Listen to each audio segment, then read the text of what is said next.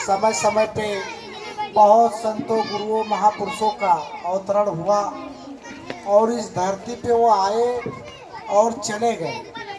ए बच्चों, शांति हो जाओ, शांति हो जाओ। इसीलिए हम लोग पीछे हैं ना, क्योंकि इतना गांव है, एक दिन के लिए कोई हर्जा नहीं कर सकता है। जिस महापुरुष की जयंती के अवसर पे कि हाँ नहाए धोए के नीक ठीक कपड़ा पहन के 10-50 चमार बैठ जाए इकट्ठा, चमारे तो हैं यहाँ, इसलिए चमारन पुरवा नाव है। मेहरुए भी हैं कि हाँ एक दिन के लिए बैठ जाए। तो अभी जो कोई फ्री फंड में बटत हो जो लूट पड़ जाए। भैया कैमरा चलावत नहीं।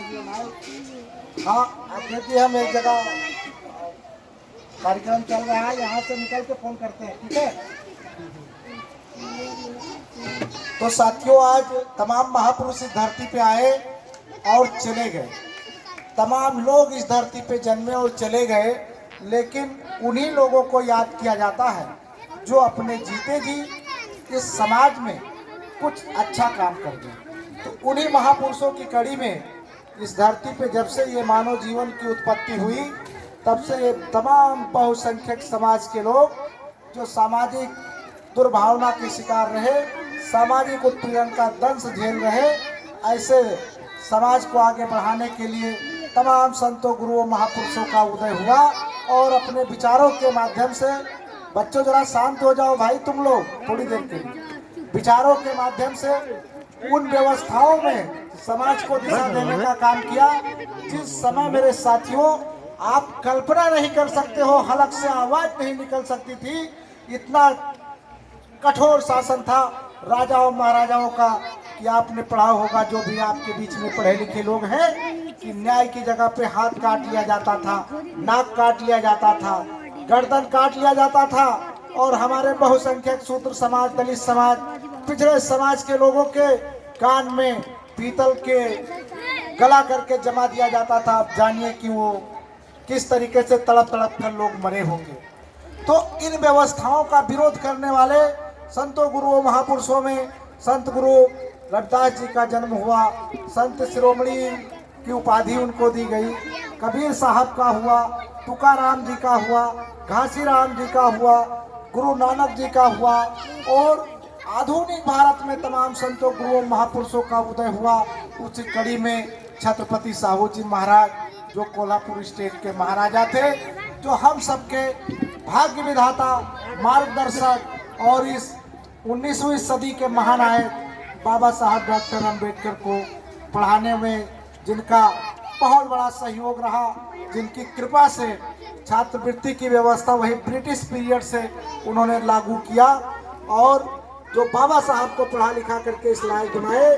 तो उसी कड़ी में साथियों 19वीं सदी के महानायक, बहुजनों के मसीहा, जिन्होंने अपना पूरा जीवन इस समाज की बाबूदी तरक्की के लिए हक अधिकार दिलाने के लगा दिया, ऐसे महापुरुष भारतीय संविधान के निर्माता, भारत रत्न परम पूज्य बाबा साहब डॉक्टर अम्बेडकर की 133वीं जयंती के पावन अवसर पर आज हम सभी लोग यहाँ उपस्थित हुए हैं। सभी साथियों, आप सभी लोग भी हम लोगों के बीच के हो।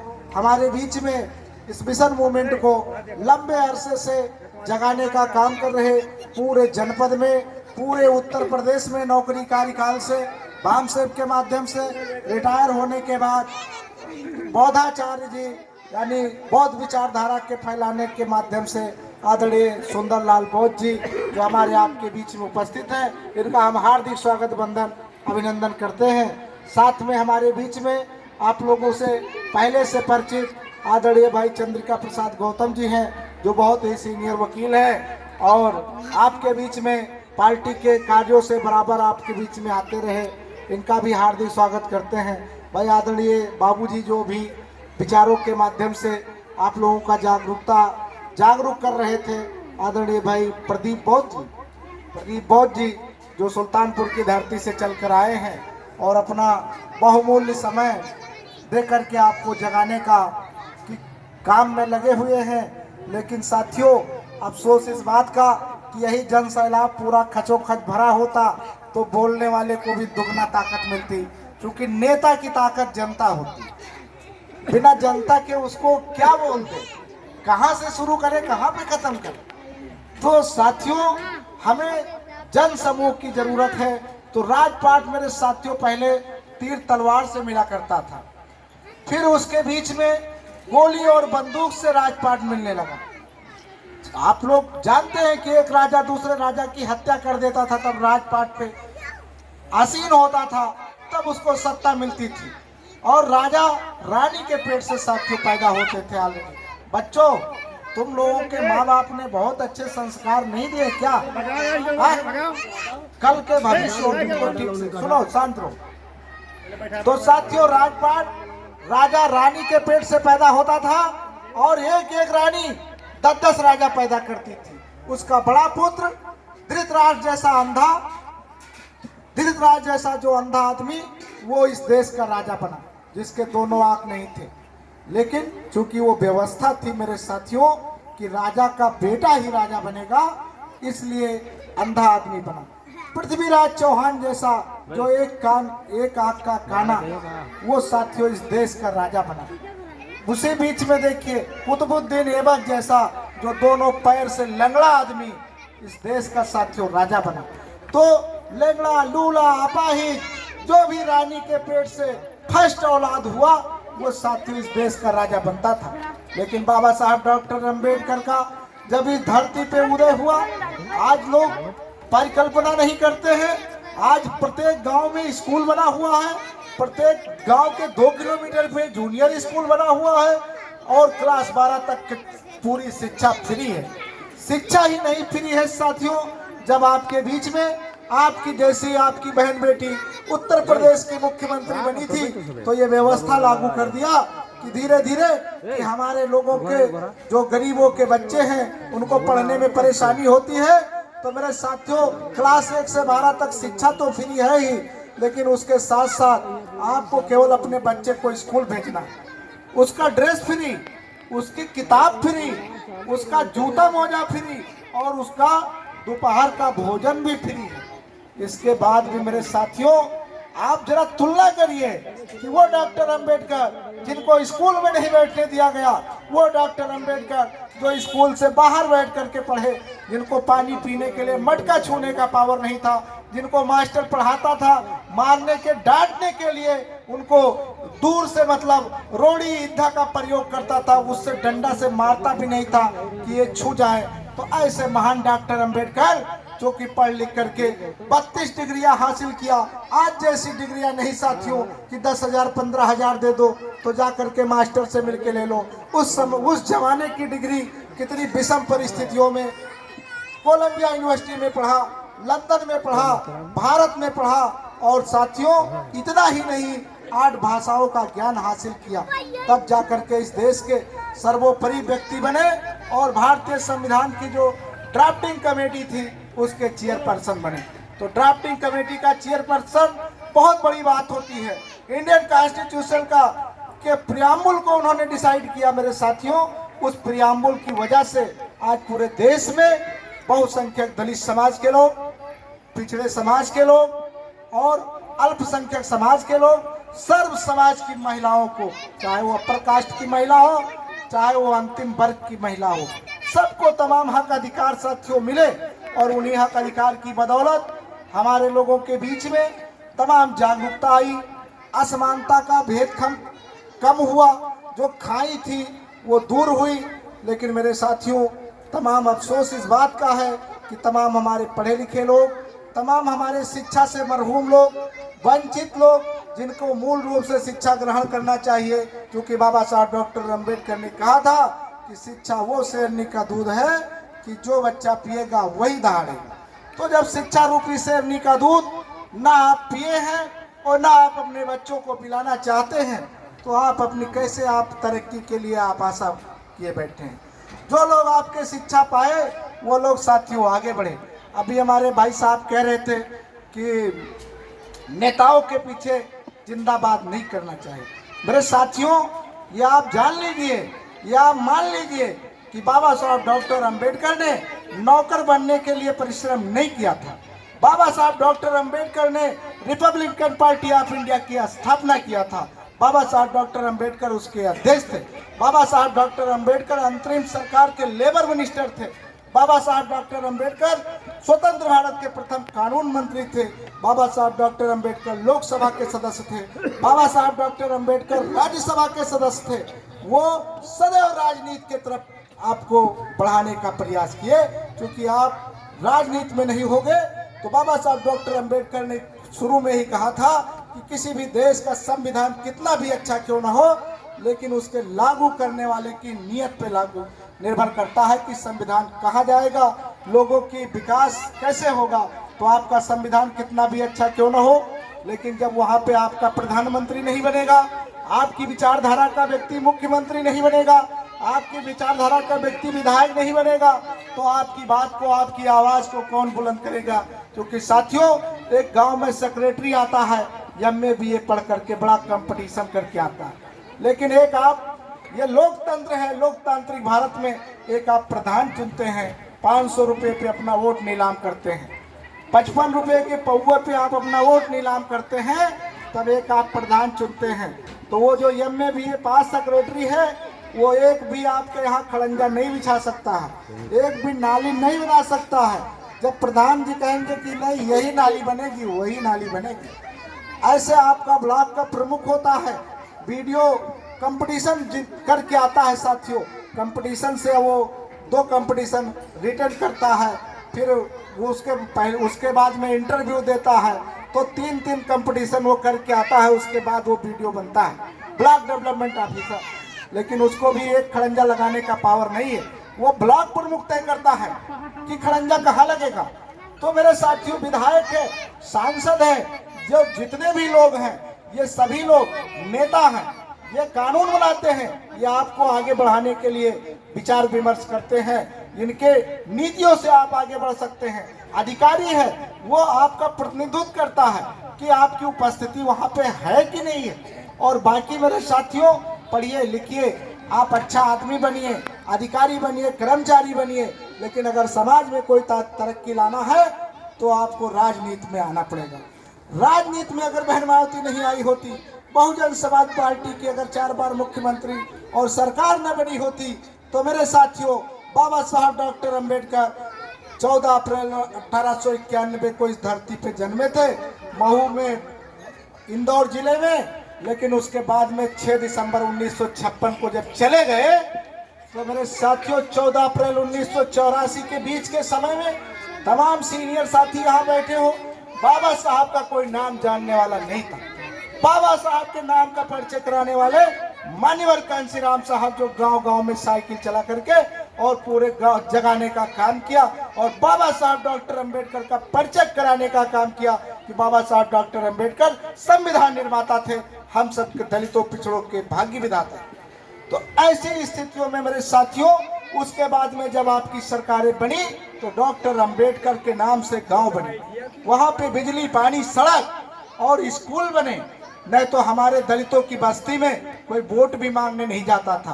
तो जब वहाँ की व्यवस्था सुधरी, तो यहाँ के जो ताकतवर लोग थे, वो जो नहीं चाहते थे कि बाबा साहब की सोच का भारत बने, बाबा साहब के सपनों का भारत बने, उन्होंने तमाम समय समय पे पाखंड, अंधविश्वास, जिसके कारण हम इंसान होते हुए भी जानवर से बदतर जिंदगी व्यतीत करते, हजारों हजार साल से चले आए, 2 हाथ 2 पैर 2 नाक 2 कान, एक जैसा हमारा चेहरा, लेकिन जातीय नाम पे हमारा उत्पीड़न किया गया। खाने पीने में, उठने बैठने में, रहने सहने में, हर जगह हमारा जो उत्पीड़न हुआ मेरे साथियों, तो शिक्षा के अभाव में हुआ, ताकत के अभाव में हुआ। आज की भी तारीख में आप गांव के अंदर चले जाइए, आप विचार करिए कि जिस तालाब में कुत्ता बिल्ली पानी पी सकता है, वो अपना मलमूत्र त्याग सकता है, उस तालाब में हमारे समाज के लोगों को पानी नहीं पीने दिया जाता था। उस समय बाबा साहब ने महान आंदोलन किया था। उस समय जब आंदोलन किया, तब साथियों तालाब में पानी पीने का अवसर मिला। उसके बाद में तो कुएं की बात आई, कुएं में पानी पीने की बात आई, फिर सरकारें पलटी, आपके बीच में इंडिया मार्क का नल आ गया। अब तो और परिवर्तन आया, द्वारे द्वारे टंकी लग गई, लेकिन अभी भी आप टीवी अखबार आपका नहीं है, सब आपके खिलाफ लोग हैं। आपकी समस्या कोई नहीं छापता है, उसके बाद भी मजबूरी में अभी भी देखो आप घोड़ी पे बैठ के बारात नहीं जा सकते हो, उतार लिया जाता है, पुलिस आती है तब आपकी बारात हो पाती है। अभी मूछ रखने पे आपकी हत्या कर दी जाती है। इतने विकासशील भारत में 77 साल आजादी के बाद, संविधान में मानव एक समान की व्यवस्था के बाद आज की ये साथियों मेरे हालात है। अभी आपने देखा था पिछले साल मिर्जापुर में बच्चे को इसलिए पीट पीट के मार दिया गया था कि वो अनुसूचित जाति का था और खाना खाने में घुस गया था।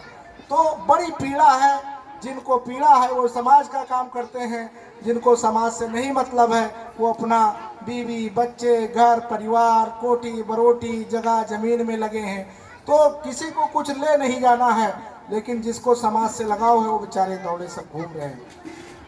आज पूरे जनपद के कोने कोने में बाबा साहब डॉक्टर अंबेडकर की जयंती हर जगह मनाई जाती है। बाबा साहब डॉक्टर अंबेडकर कोई दलितों के लिए ही काम नहीं किए, सर्व समाज के लिए काम किए।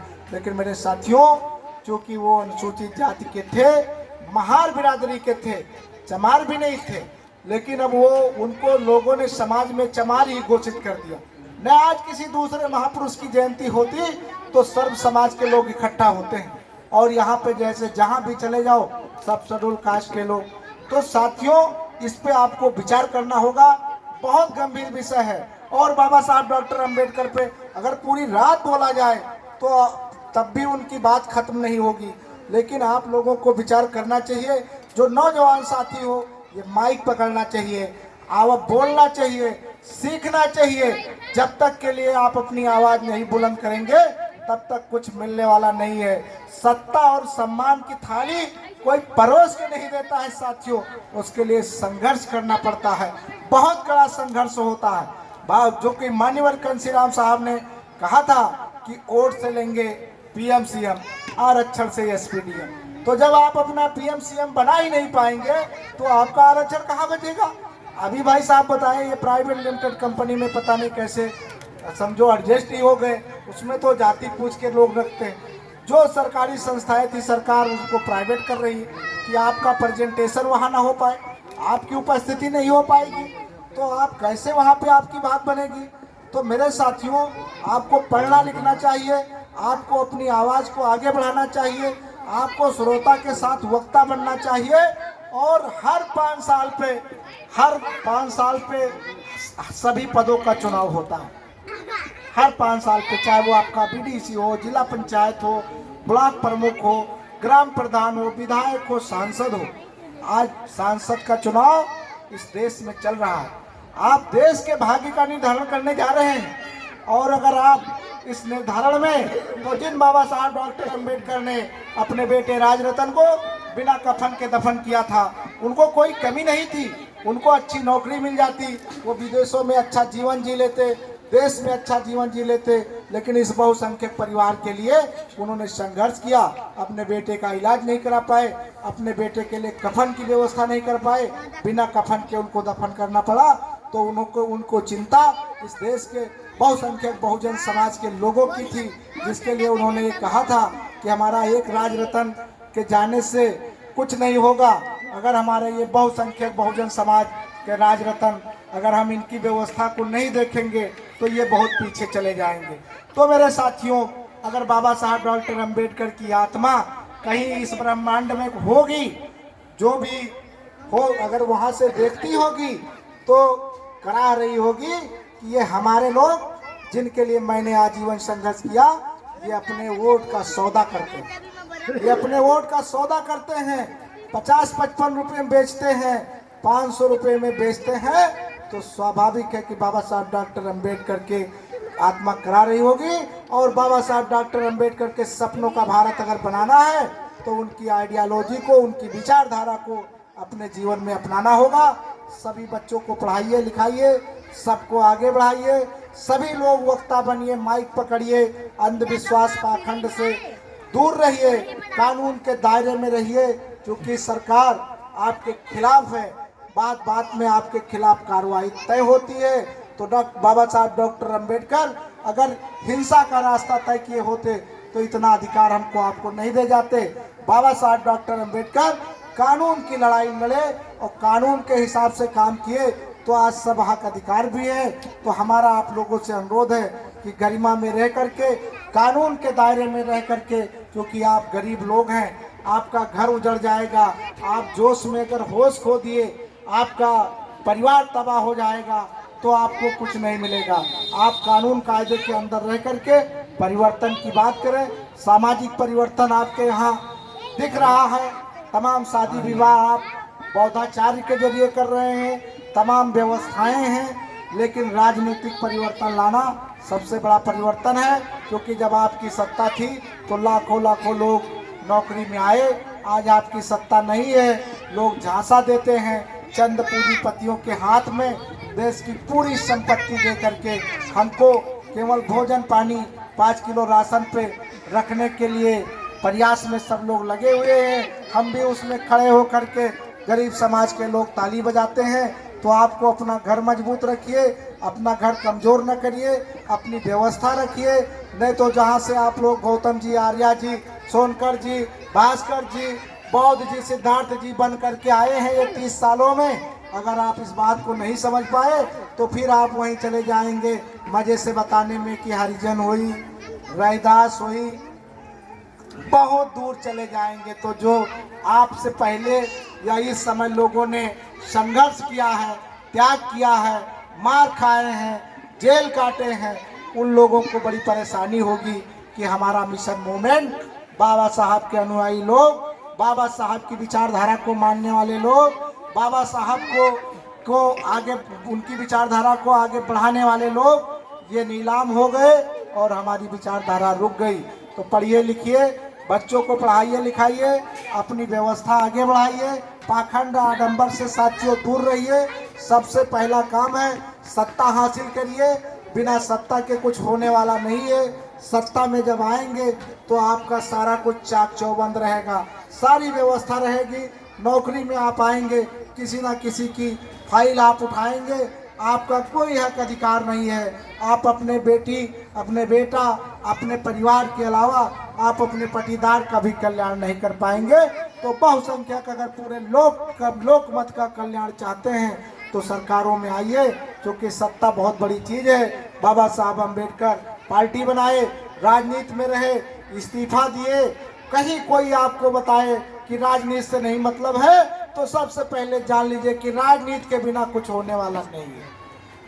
और अगर आपको कहीं भ्रम हो तो आप इस भ्रम को बाबा साहब को पढ़ करके, मान्यवर कांशीराम साहब को पढ़ करके किए कि नौकरी नहीं किए हैं लोग, ये सत्ता के लिए संघर्ष किए हैं।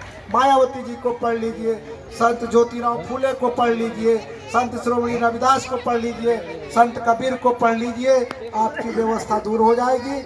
आप सभी सम्मानित साथी हम लोगों को अवसर दिए, क्योंकि कार्यक्रम बहुत लगे हैं साथियों। अब हम लोग आगे के कार्यक्रम में जाना चाहते हैं। बौद्ध जी भी बहुत अरबर हैं, हमने इनको रोक रखा थोड़ी देर के लिए, तो इनसे भी हम क्षमा चाहते हुए आप लोगों का स्वागत, अभिनंदन, वंदन करते हुए कि आपने अच्छा प्रयास किया। कुछ लोग इकट्ठा हुए और फिर आगे अच्छा प्रोग्राम करेंगे। अपनी वाणी को यहीं विराम देते हैं। जय भीम, जय भारत, नमो बुद्धाय, जय संविधान।